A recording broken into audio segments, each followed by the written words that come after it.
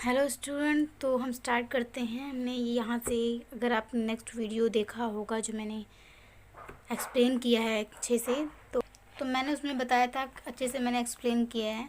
अगर आपने पढ़ा होगा तो आपको पता होगा। तो स्टार्ट करते हैं हम मृत्यु दर से। हमने पहले किया था जनन क्षमता, अब हम करेंगे मृत्यु दर। इसमें मैं आपको बता दूँ कि मृत्यु दर इसमें हम मेन है, इसमें मृत्यु दर का मापन में हम पॉइंट्स पढ़ेंगे, जिसमें मैं आपको पॉइंट्स बता देती हूँ। स्थूल मृत्यु दर और जन्म से जीवन की आशा, उसके बाद पढ़ेंगे नवजात मृत्यु दर। ये पॉइंट हैं मृत्यु दर मापन का। ठीक है, तो आपको, अगर आप इसको अच्छे से सुनिए, मैं आपको समझाते जाऊंगी, इस तरह मैं पढ़ूंगी। मैं इसलिए भी पढ़ रही हूँ ताकि बहुत से स्टूडेंट बोलते हैं कि हम भी पढ़ सकते हैं, ऐसे बहुत स्टूडेंट बोल रहे हैं। तो मैं इसलिए उनको मैं बताना चाहूँगी कि मैं इसलिए पढ़ रही हूँ ताकि जो न्यू स्टूडेंट हैं, हो सकता है जिनको, एक तो इग्नू में ऐसा है कि बुक्स भी लेट मिलती हैं, तो जिनके पास बुक्स नहीं होगी ना, वो भी पढ़ सकते हैं। मैं उनका भी ख्याल रख कर मैं ऐसे चैप्टर पढ़ रही हूँ। मुझे पता है कि वो भी पढ़ सकते हैं, लेकिन जो बुक्स नहीं मिलती हैं इग्नू में, काफ़ी टाइम निकल जाता है और बुक्स आती नहीं हैं। उसके बाद तो फिर बहुत ज़्यादा जो चैप्टर होता है, क्योंकि 6 पार्ट हैं, इसके 6 बुक्स होंगे, तो उसको कंप्लीट कराने में टाइम लगता है। तो उस तरह जिनके पास बुक नहीं है, वो भी इसको देख के पढ़ सकते हैं और समझ सकते हैं। जिनके पास बुक नहीं है उनसे भी। और प्लीज़ ऐसे मत कहा कीजिए कमेंट में करके कि हम भी पढ़ सकते हैं, आप बुक क्यों पढ़ा रही हैं। तो आप समझिए कि मैं किस लिए पढ़ा रही हूँ, क्योंकि बहुत से स्टूडेंट ऐसे भी हैं जिन्हें बुक्स नहीं मिली है। तो शुरू करते हैं। मृत्यु दर के विश्लेषण में मृत्यु दर के बहुत से साधनों का उपयोग किया जाता है।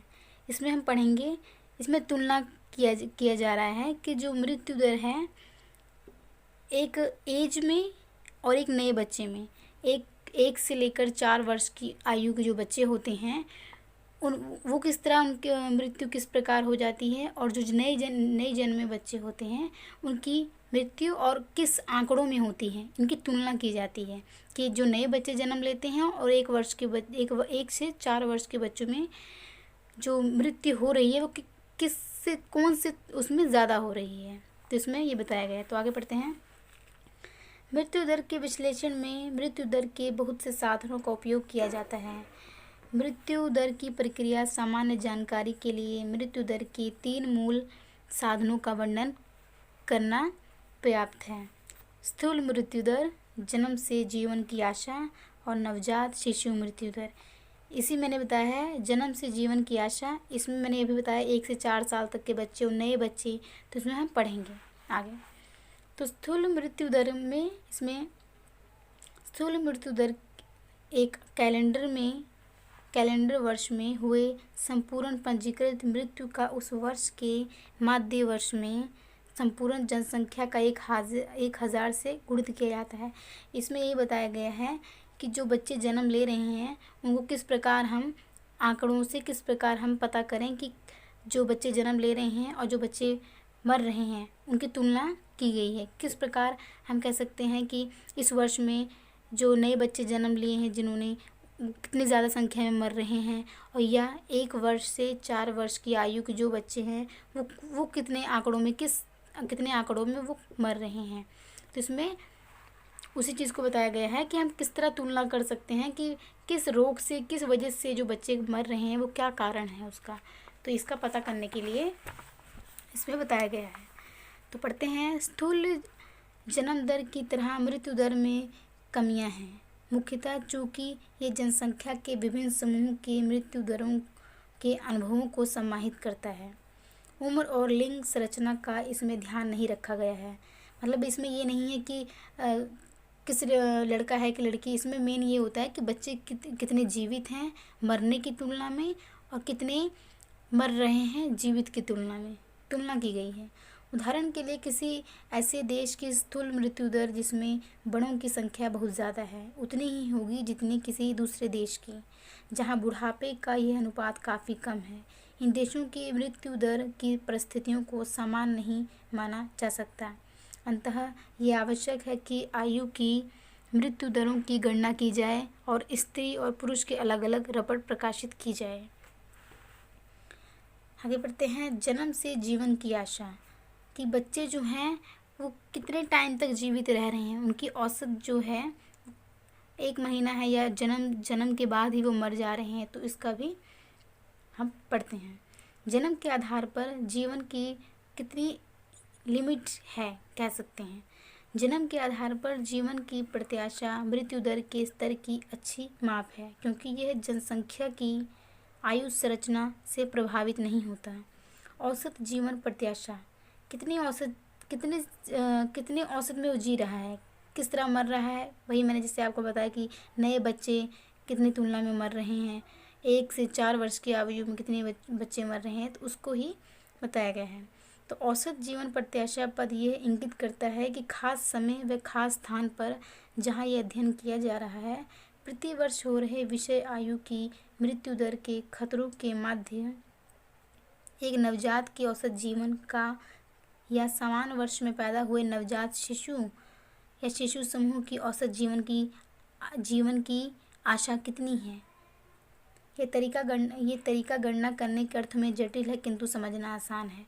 कि मतलब यही बात इसमें की गई है। अगर क्वेश्चन आ जाए, वैसे क्वेश्चन तो मृत्यु दर पे आएगा, पॉइंट्स आपको लिखने पड़ेंगे, तो इस प्रकार आप पॉइंट्स बना सकते हैं कि बच्चे किस तुलना में कितने जीवित है, या उनके जीवन की आशा, कोई बीमारी से रोग है उन्हें, तो वो किस प्रकार कितने दिनों तक या किस तरह जीवित रह सकते हैं, उनकी जीवन प्रत्याशा टोटल कितनी हम आशा कर सकते हैं कि हाँ ये बच्चा इतने टाइम तक जीवित रह सकता है। उसे कई रोग हो सकते हैं, डिप्थीरिया हो सकती है, काली खांसी, क्या रोग है उसे, जिसकी वजह से बच्चे मर रहे हैं। तो आगे पढ़ते हैं। नवजात मृत्यु, जो नवजात नया बच्चा है। जनसंख्या में नवजात की परिभाषा इस प्रकार दी जाती है कि वह सभी बच्चे जो अपने जीवन के प्रथम वर्ष में हैं, जो पहले साल में हैं और जिन्होंने अपने प्रथम जन्मदिन की औपचारिकता को पूरा नहीं किया है। नवजातों का अध्ययन पृथक रूप से किया जाता है, मतलब अलग रूप से किया जाता है उनकी गिनती, क्योंकि जीवन के प्रथम वर्ष में मृत्यु दर निर्विवाद रूप से उच्च है। मृत्यु दर है वो बड़ी है। भारत जैसे देश में जहाँ स्वास्थ्य की परिस्थितियाँ अच्छी नहीं हैं, सभी मृत्यु दर में नवजातों की संख्या ज़्यादा है। उस तरह नवजात मृत्यु दर को बहुधा किसी देश की सामाजिक आर्थिक परिस्थिति और जीवन का स्तर निर्धारित करने वाले सूचक के रूप में देखा जा सकता है। तो आपको समझ में आ गया होगा, मैं यही आशा करती हूँ कि नवजात, अगर आपको नहीं समझ में आ रहा तो अच्छे से आगे पढ़ेंगे, आपको अच्छे समझ में आ जाएगा, उसकी आप टेंशन मत लीजिए। ठीक है, आगे बढ़ते हैं। 1921 में इसमें है भारत में मृत्यु दर का स्तर और उसकी प्रवृत्ति। इसमें आंकड़े बताए हुए हैं कि किस वर्ष में ज़्यादा बच्चे ख़त्म हुए मृत्यु की तुलना में या जीवित की तुलना में, इस प्रकार उन्होंने बता रखा है आंकड़ों के साथ में। और कौन से सन की बात, इसमें सन भी बता रखा है, तो आप ये कर लीजिएगा अगर आपके पास बुक होगी, क्योंकि ये मेन नहीं है, मैं आपको मेन बताऊंगी इसमें बस। आगे बढ़ते हैं। गिरते मृत्यु दर के निर्धारक तत्व। भारत में मृत्यु दर से आई गिरावट का प्रमुख कारण विकसित देशों से आयातित लोग स्वास्थ्य और बीमारी की रोकथाम के उपाय हैं।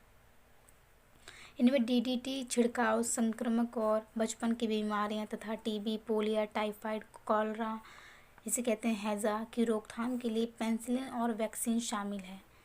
विकसित देशों ने इसके रोकथाम के लिए कई उपाय किए हैं। विकसित देश जैसे अमेरिका हुआ, ये सारे देश। खतरनाक रोग प्लेग और चेचक का पूर्ण रूप से सफाया कर दिया गया है। स्वास्थ्य और चिकित्सीय सेवा का देश के विभिन्न भागों में विस्तार और चिकित्सीय विज्ञान की प्रगति ने भारत में मृत्यु दर कम करने में व्यापक योगदान दिया है। मतलब डॉक्टरी की दुनिया में विज्ञान आ जाना और अच्छे से अच्छे शोध करना और बीमारी का पता करना, तो ये सारे एक तरह से योगदान दिया है उन्होंने। भयावह अकालों का असर भी रोकथाम और राहत के कार्यों के द्वारा काफ़ी कम किया गया।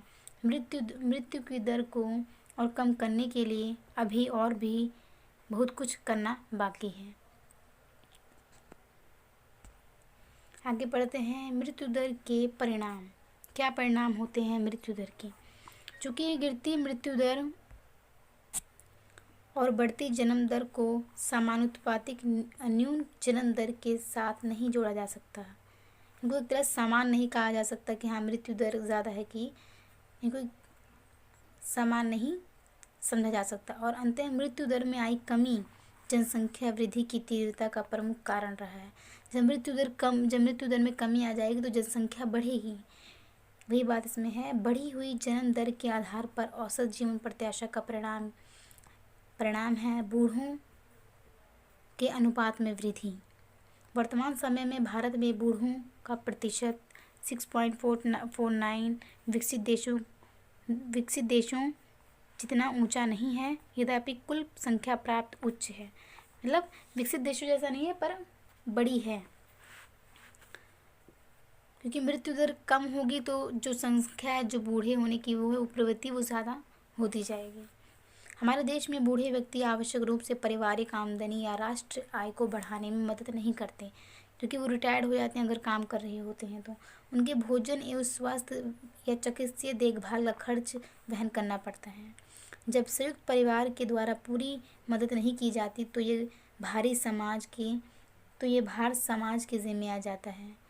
जब परिवार से इनको विघटन कर दिया जाता है, मतलब इनको हटा दिया जाता है या निकाल दिया जाता है, तो एक समाज की जिम्मेदारी बन जाती है। सरकारी राशि से वृद्धों के लिए, बूढ़े लोगों के लिए वृद्धावस्था पेंशन और स्नेह पालन घर उपलब्ध कराए जाते हैं। अनेक राज्यों ने सीमित मात्रा में वृद्धों के लिए वृद्धावस्था में पेंशन योजना शुरू कर दी है। अनेक राज्यों ने, भारत जैसे गरीब देश में इस प्रकार के उपायों को अमल में लाने के लिए राजनीतिक प्रतिबद्धता की आवश्यकता है। ठीक है, आगे पढ़ते हैं। भारत में नवजात मृत्यु दर के स्तर की प्रवृत्ति, इसमें भी आंकड़े बताए गए हैं, सन की बात की गई है, किस सन में क्या हुआ था, तो हम आपको पढ़ देते हैं। वैसे 1969 में भारत में नवजात मृत्यु दर 140 प्रति हजार जीवित जन्म की दर के समान ही उच्च थी। 1989 में नवजात मृत्यु दर, जो नवजात नए बच्चे हैं, जो जन्मे बच्चे हैं, 100 प्रति हजार जीवित जन्म दर से कम हो गई। सन 2000 तक 20 प्रति हजार जीवित जन्म के नवजात मृत्यु दर के लक्ष्य को प्राप्त करने के भारत को अभी भी एक लंबा सफ़र तय करना है। जिसमें वैसे ये इम्पोर्टेंट नहीं है, आंकड़ों के साथ पेश करना होगा आपको, तो इसको ज़रूरी नहीं है। अगर आप नहीं पढ़ कर हैं तो इसको छोड़ दीजिए। मेन मैं आपको समझा, इसमें आंकड़े दे रखे हैं, ये देखो सारे आंकड़े दिए हुए हैं, तो हम मेन पढ़ते हैं। नवजात मृत्यु दर और बाल मृत्यु दर के निर्धारित तत्व इस प्रकार आ सकता है कि नवजात मृत्यु दर और बाल मृत्यु दर के निर्धारित तत्व कौन से हैं। प्रश्न इस प्रकार भी आ सकता है और ख़ासकर ऐसे प्रश्न आते भी हैं। तो प्रश्न पढ़ते हैं। नवप्रसूतिक अवधि के दौरान, अर्थात बच्चे के जीवन के प्रथम 4 सप्ताह में, ध्यान से सुनिएगा, नवप्रसूतिक अवधि के दौरान बच्चे के जीवन के प्रथम 4 सप्ताह में मृत्यु दर के निर्धारित पश्चात प्रसूतिक अवधि 1 से 11 महीने की अवधि के मध्य बालपन की अवधि के साथ, इसमें आपको समझाती हूँ, इसमें आपको शायद ना आए। इसमें ये बताया गया है नवप्रसूतिक मृत्यु दर, नए जन्मे बच्चे की मृत्यु दर की बात की गई है, जो नया बच्चा जन्म लेता है। उसका पॉइंट पढ़ते हैं। ये ज्ञात है कि उच्च प्रसूतिक मृत्यु दर तब होती है, बड़ी संख्या में अगर बच्चे मर रहे हैं, नवजात बच्चे, उसका क्या कारण है, जबकि माँ 18 वर्ष से कम हो, या तो वो 18 वर्ष से कम हो अथवा 35 वर्ष की उम्र की हो, जबकि समानता 4 से ज़्यादा हो, मतलब बच्चे जल्दी हो रहे हैं, तो इसके भी कारण बच्चे कुपोषित हो जाते हैं, पढ़ते हैं। और 2 जन्मों के मध्य का अंतर 1 वर्ष से कम है। ये परिस्थितियाँ हमारे देश में सामान्य हैं, जो उच्च नवजात मृत्यु का कारण बनती हैं। एक बात समझ लीजिए, माँ 18 वर्ष से कम है या 35 वर्ष से ज़्यादा है, ये कारण होता है नए बच्चे की मरने की क्षमता में, और कोई लिमिट ना हो, मतलब 1 वर्ष के अंदर ही बच्चे हो रहे हैं, तो इस प्रकार ये भी नवजात मृत्यु का कारण बनते हैं। तो आगे बढ़ते हैं। तब जबकि विश्व स्वास्थ्य संगठन के द्वारा वशिष्ठ मानक ये स्पष्ट करता है कि 2500 ग्राम से कम वजन के बच्चों के ऐसा बच्चा समझना चाहिए जो 2500 ग्राम से कम हो, जिनके मर जाने की संभावना ज़्यादा होती है और उन पर विशेष ध्यान देने की ज़रूरत होती है। 24 से 37% तक भारतीय बच्चे 25 ग्राम से कम वजन के होते हैं, जिनकी कोई खास देखरेख की संभावना नहीं होती। सामान्यतः गर्भवती महिलाओं की भलाई के लिए किए जाने वाले नवप्रसूतिक उपचार सावधानी की हमारे देश में कमी है। कोई ध्यान नहीं जल्दी से दिया जाता, लेकिन अब दिया जा रहा है। इस तरह ये संभव नहीं है कि अधिक खतरों में पड़ी महिलाओं को चिन्हित किया जा सके, जिन्हें विशेष सावधानी की आवश्यकता है। मतलब पता ही नहीं लगाया जा सकता कि कौन महिला किस अवस्था में है। जो बच्चा पैदा नहीं हुए हैं उन्हें धनुष्कार से उन्मुक्त करने के लिए टेटनस टॉक्साइड इंजेक्शन दिया जाए और गर्भवती महिला को रक्त की कमी से बचाने के लिए आयरन और फोलिक एसिड की गोलियां दी जाए। एक माँ जिसमें खून की कमी होती है वह कम वजन के बच्चों को जन्म देती है, जिसके जीवित रहने की संभावनाएं कम होती है। उच्च सफाई की परिस्थिति और जन्म के समय चिकित्सा संबंधी सावधानी सुनिश्चित नहीं है, खासकर ग्रामीण क्षेत्रों में। प्रसव सामान्यतः दाई के द्वारा अथवा किसी बुजुर्ग महिला द्वारा कराया जाता है। अब भी हमारे देश के हर भाग में प्रशिक्षित पढ़ी लिखी दाई उपलब्ध कराने की योजना नहीं पहुंच पाई है। आगे बढ़ते हैं। सौभाग्यवश हमारे देश में स्तनपान कराने की आदत सर्वथा व्याप्त है। ये बच्चे की कई तरह के संक्रामक रोगों से रक्षा करते हैं। स्तनपान यद्यपि जन्म के 48 घंटे से 72 घंटे के बाद प्रारंभ किया जाता है और प्रथम 24 घंटे पूर्णतः निषेध होते हैं। मतलब माँ अपने बच्चों को स्तनपान नहीं कराती।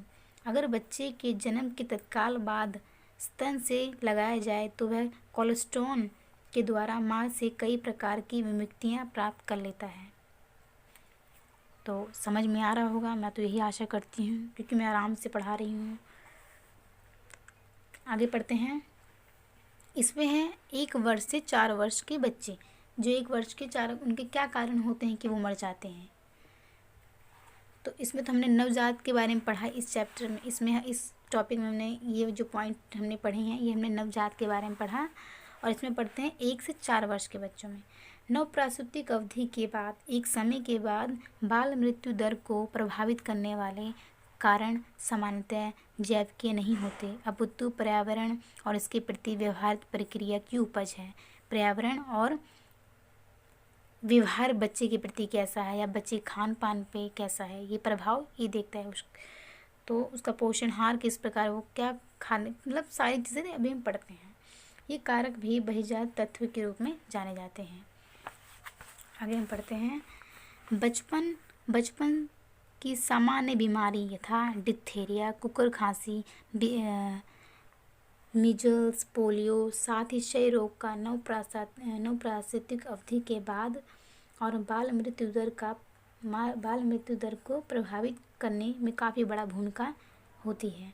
इन बीमारियों के कारण होने वाली मृत्यु को रोका जा सकता है, किंतु ये तो प्रतिरक्षण सेवा ग्रामीण क्षेत्र में उपलब्ध नहीं है अथवा ग्रामीण आबादी द्वारा अज्ञानता और अंधविश्वास के कारण अथवा निरपेक्षता के कारण उसे स्वीकृति नहीं मिल पाई है। कोई बच्चे को कुछ होता है तो कहते हैं चलो बाबा के पास लेकर चलते हैं। ये बहुत सुना होगा आप सबने। तो वही इसमें बात की गई है कि एक तो लोगों में अवेयरनेस नहीं है, जागरूक नहीं है कि इनको डॉक्टर के पास लेकर जाया जाए। उन्हें बीमारी का खुद पता नहीं होता, वो बाबा के पास ले जाते हैं और इसी चक्कर में जब वो बच्चे इलाज होने में लेट हो जाता है तो बच्चा ख़त्म हो जाता है। तो इसमें झाड़ फूँक ये सब चीज़ें अंधविश्वास में भाग लेते हैं ग्रामीण इलाकों में। आगे बढ़ते हैं। डायरिया और इसके परिणाम। निर्जलीकरण मतलब पानी की कमी दूसरा तथ्य है। बच्चों में पानी की कमी जो नवप्रसूतिक अवधि के एक समय के जो बच्चा होता है 1 साल से 4 वर्ष की आयु तक, बाद में बाल मृत्यु की दर को बढ़ाने में अत्यधिक योगदान देता है। क्योंकि उसमें पानी की कमी हो जाती है। यह आकलन किया गया कि प्रतिवर्ष लगभग 15 लाख 5 वर्ष से कम उम्र के बच्चे डायरिया के कारण मर जाते हैं, जिनमें से 60 से 70% पानी की कमी के कारण होते हैं। ठीक है, पानी की कमी के कारण। मुंह द्वारा पुनर्जलीकरण मतलब जैसे ओआरएस की बात की गई है। मुंह द्वारा ओआरएस चिकित्सा को हाल ही के वर्ष में आरंभ किए जाने से बच्चों की देखरेख में लगे लोगों को अधिक व्यय नहीं करना पड़ता, मतलब ज़्यादा पैसे नहीं खर्च करने पड़ते और परेशानी भी कम होती है। पीने वाले पुनर्जलीकरण घोल को घर में 1 चम्मच चीनी, थोड़े नमक, 1 गिलास उबाले हुए पानी को मिश्रित कर तैयार किया जाता है। सरकारी स्वास्थ्य कार्यकर्ता अथवा स्थानीय स्वास्थ्य सलाहकार से भी घोल तैयार करने की सामग्री प्राप्त की जा सकती है। मतलब दुकानों पे भी मिल जाएगा और जो सरकारी कोई भी डिस्पेंसरी कुछ भी तो वहाँ से भी प्राप्त हो जाता है। वस्तुतः बाधा है तो सिर्फ पुरातन पारंपरिक व विश्वास जो बच्चे को डायरिया हो जाने पर दूध या किसी अन्य प्रकार का खाद्य पदार्थ देने की मनाही करते हैं।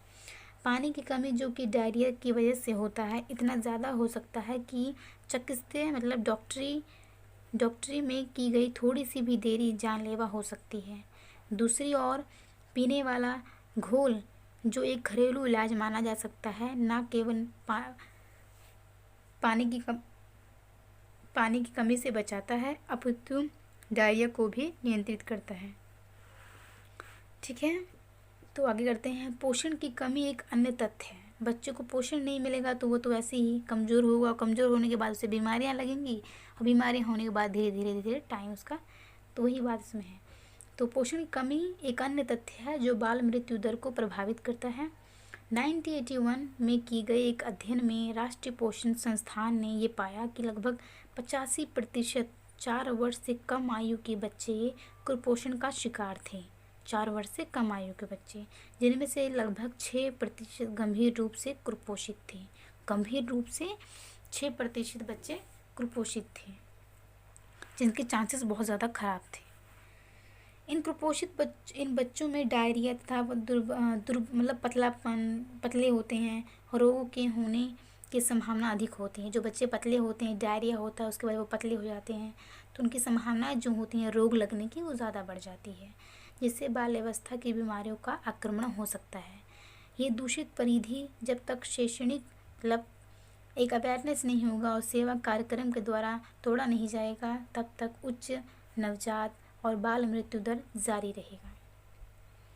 तो आपको समझ में आ गया होगा कि जब तक इस पर रोकथाम नहीं की जाएगी, अवेयरनेस सबसे बड़ी चीज़ है। अवेयरनेस, लोगों में जागरूकता होनी बहुत ज़रूरी है। तो हम आगे बढ़ते हैं। उच्च नवजात और बाल मृत्यु दर के परिणाम। ये देखा गया है, इसमें हम ये पढ़ेंगे कि जो नवजात जो बच्चे ज़्यादा जन्म ले रहे हैं उसके क्या कारण है और मृत्यु दर क्या कारण है बालावस्थाओं में। इसमें ये पढ़ेंगे हम कि जो माताएं होती हैं या वो बच्चे को ज़्यादा मात्रा में जन्म क्यों देते हैं। इसका ये कारण होता है कि उनको ये रहता है आगे हो सकता है बच्चे ख़त्म हो जाएं, तो इस डर से वो बच्चे को जन्म देते रहते हैं कि बड़े होने तक तो कोई तो बचेगा। इसमें ये तो हम इसको अच्छे से एक्सप्लेन से पढ़ते हैं। ये देखा गया है कि जहाँ कहीं भी नवजात और बाल मरणशीलता अधिक है वहाँ प्रजनन भी अधिक है। पति पत्नी जीवित बच्चों की संख्या देखते हैं, न कि जन्मे बच्चों की संख्या। उच्च नवजात बाल मृत्यु दर के कारण लोग इस आशा के चलते कि इनमें से कुछ तो जीवित रहेंगे और जवान होकर उनका सहारा बनेंगे, काफ़ी बच्चे पैदा करते हैं। साथ ही जब एक बच्चा मरता है, माता पिता इसका स्थानपन दूसरा बच्चा यति शीघ्र लाने की चेष्टा करते हैं। इसके स्थान को पूरा करने के लिए कि अब ख़त्म हो गया तो दूसरे बच्चे की तैयारी कर लेते हैं। ये भी ज्ञात है कि नवजात बच्चे की मृत्यु हो जाने से स्तनपान के कारण गर्भधारण में जो प्राकृतिक अवरोध होता है वह समाप्त हो जाता है। उस स्थिति में उसकी गर्भधारण करने की संभावना बढ़ जाती है, जो जनन क्षमता को बढ़ाती है। इस प्रकार नवजात और बाल मरणशीलता की उच्च दर माता पिता को भावनात्मक चोट देने के अलावा उच्च जनन क्षमता का कारण भी बनती है। इस प्रकार कह सकते हैं कि जो बच्चे जन्म मरते हैं तो उसके बाद उनकी पहले तैयारी, उनके उस स्थान को पूरा करने के लिए माता पिता नए बच्चे के लिए सोचने लग जाते हैं, जिससे जनसंख्या की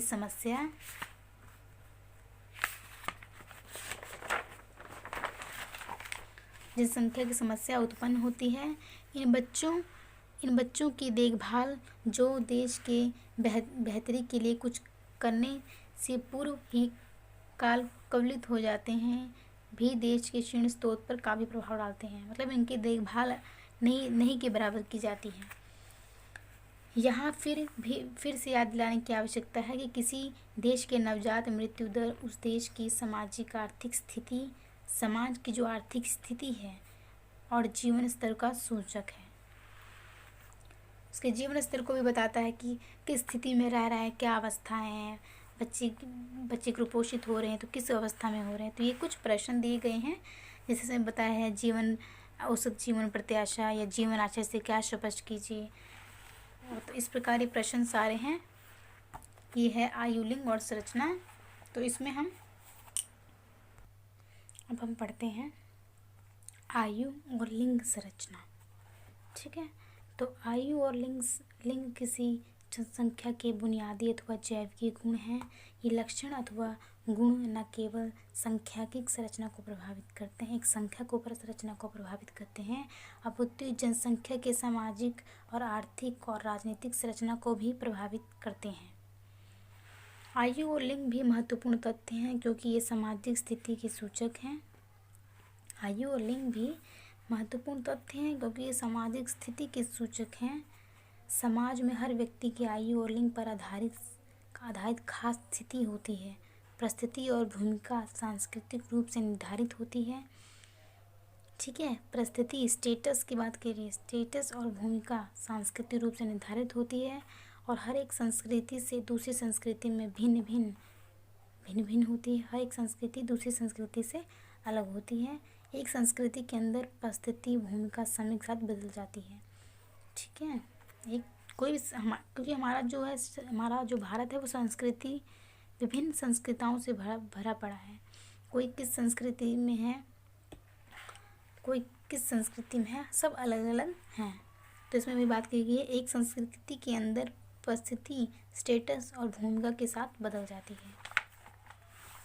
पारंपरिक समाज में जहाँ आयु सम्मान चाहती है, पारंपरिक इसमें कह सकते हैं कि पुराने समय में जो बूढ़े लोग होते थे उनको ज़्यादा सम्मान दिया जाता था, वो घर के बड़े मुखिया होते थे। तो वही कह रहे हैं, पारंपरिक समाज में जहाँ आयु किसी एक आयु के सम्मान चाहती थी, आधुनिक समाज में हो सकता है वह ना हो। जहाँ जनसंख्या की आयु संरचना में बूढ़ों के लिए स्थिति और भूमिका को निर्दिष्ट हो सकता है, वही लिंग संरचना सामाजिक वास्तविकता को प्रतिबंधित कर सकती है। किसी जनसंख्या का आयु और लिंग संरचना का जन्म और मृत्यु दर, आंतरिक और अंतर्राष्ट्रीय देशांतरण, वैवाहिक परिस्थिति, संरचना, मानव शक्ति और कुल राष्ट्र उत्पाद का निर्धारक और परिणाम दोनों हैं। जनसंख्या की आयु संरचना के आधार पर ही शिक्षा, स्वास्थ्य और आवास इत्यादि के लिए योजना तैयार की जाती है। मतलब जिस संख्या और जिस आयु के लोग ज़्यादा मात्रा में होते हैं उसी के अनुसार हर चीज़ को प्लानिंग के अनुसार किया जाता है। ठीक है, किसी भी संस्कृति में। तो आगे बढ़ते हैं, आयु संरचना का मापन। किस प्रकार हम आयु संरचना का मापन करते हैं, इस पे हम करेंगे। ये तरीका है कि आयु के आंकड़ों का 5-5 वर्षों के आयु समूह में वर्गीकरण किया जाता है। जैसे ये पूरा बताया गया है। किसी जनसंख्या की आयु संरचना का अध्ययन करने का सबसे आसान तरीका पूर्ण संख्या का बहुत से 5 वर्षों के आयु समूह पर आधारित जनसंख्या का प्रतिशत विवरण है। ये प्रतिशत विवरण ये बताता है कि 100 में से एक आयु समूह के कितने व्यक्ति हैं। मतलब 5 से 4 वर्ष के या युवा वर्ग कौन से हैं, वृद्ध वर्ग कौन से, कितनी आयु के ज़्यादा मात्रा में हैं, इसमें ये बताया है। 100 में से एक आयु समूह कितने व्यक्ति हैं, ये तरीका किसी जनसंख्या की आयु संरचना का वर्णन करने की समझदारी के लिए उपयोगी है। इसका उपयोग किसी समय विशेष में दो या दो से अधिक जनसंख्या समूह का विभिन्न समूह में आयु संरचना की तुलना के लिए किया जा सकता है। आयु लिंग पिरामिड का निर्माण भी आयु लिंग भौतिकी की मदद से किया जा सकता है। और इसमें आपको बताती हूँ, आपको अच्छे से इस ब्लॉक से शायद आपको समझ में आ जाए ये जो मैंने ऊपर पढ़ा। जनसंख्या की संरचना के अध्ययन का अन्य तरीका है निर्भरता का अनुपात। निर्भरता मतलब होता है किसी पर निर्भर रहना। ये तरीका प्रति 1000 कामगार पर आश्रित की संख्या इंगित करती है कि जो काम करो उन पे कितने लोग, परिवार कितने लोग आश्रित हैं। 3 आयु समूह इस उद्देश्य के लिए चुने जाते हैं, 15 से 50 उम्र के तथा 15 से 64 आयु तक, और जनसंख्या कामगार जनसंख्या मानी जाती है। 15 आयु से कम की जनसंख्या निर्भर बालक बालिका, और 60 या 65 से ऊपर की जनसंख्या वृद्धों की मानी जाती है, बूढ़े लोगों की मानी जाती है। निर्भरता अनुपात की गणना इन सूत्रों से की जा सकती है। ठीक है, कि कौन व्यक्ति कार्य करते हैं किस आयु में, कौन से बुजुर्ग होते हैं और कौन से बच्चे होते हैं, इनकी बात की गई है।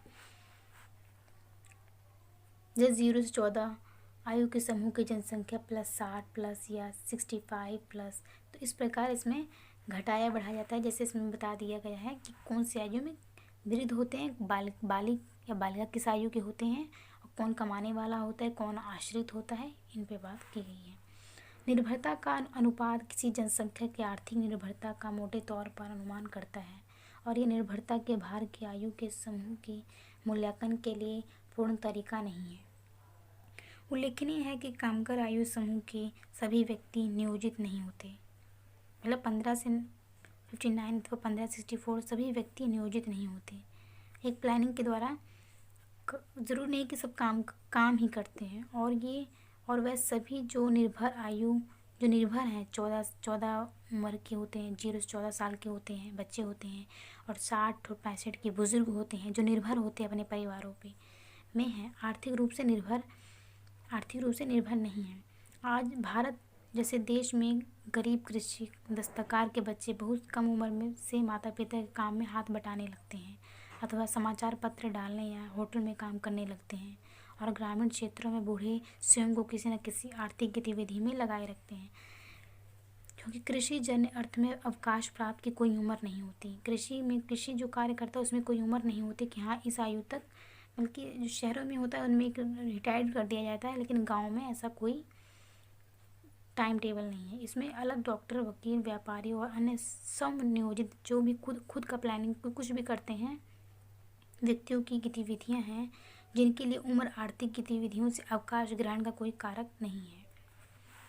तो आप समझ गए होंगे ये कि कौन व्यक्ति किस पर निर्भर रहता है, और किस तरह गांव में कोई रिटायर्ड या कुछ होता नहीं है, गांव में कृषि पर अगर बुजुर्ग अच्छा खासा है तो वो खेती बाड़ी करेगा, और शहर में है तो वो अगर कोई काम कर रहा है तो वो रिटायर्ड हो जाएगा।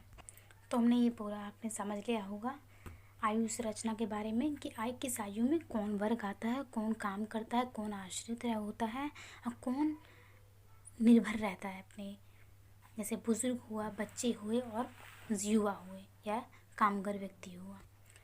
इस तरह अब हम करते हैं भारत में आयु संरचना। इसमें ये जो आयु दिया गया है, आयु वर्ग या किस आयु को, आप इसको पढ़िए, आप इसको समझिए अच्छे से।